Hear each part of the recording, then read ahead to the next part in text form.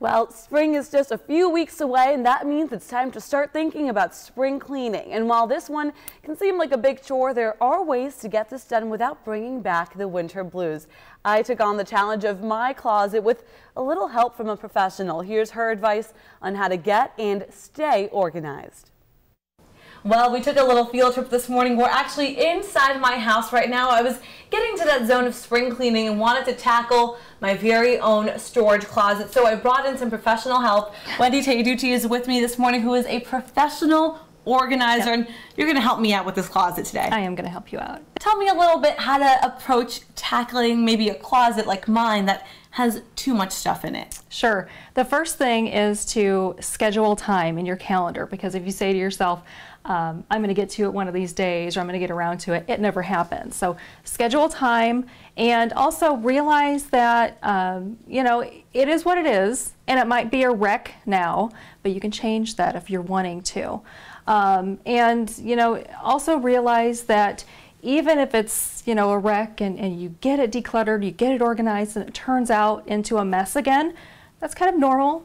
But once you get it thoroughly decluttered, sorted, organized the first time, the second time around is going to be a snap to get it back into shape. For sure. And you brought some goodies with you today, different ways to organize. What are the, when you're trying to plan for an organizing day like today, what are those main tools that you turn to? Okay, empty boxes are great. And if you can get them free, that's even better. If you have friends that work in an office, if you work in an office, take those empty boxes home, because more than likely they're going to get recycled anyway. So take them. Sharpie markers are great to have to mark those boxes. You know, and that's the first process. The second process is that's the sorting process, and then it's the organizing process.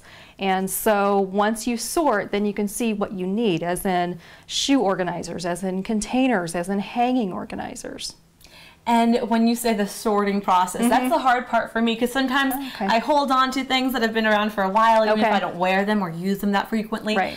How do you get yourself to just let go and just keep what you need?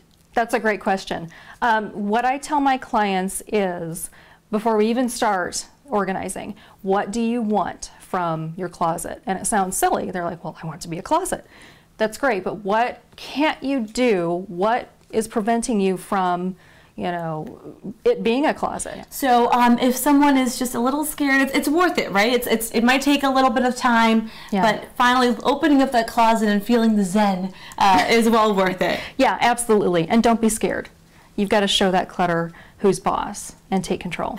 All right, thanks so much, Wendy. You're welcome. Some great spring cleaning tips, and we'll make sure to share some more tips from Wendy on our website, WNDU.com. And if you want Wendy's help, she does have a workshop coming up in March called Declutter Your Life. It'll be on March 21st at the South Bend Chocolate Cafe from 5:30 until 7:30.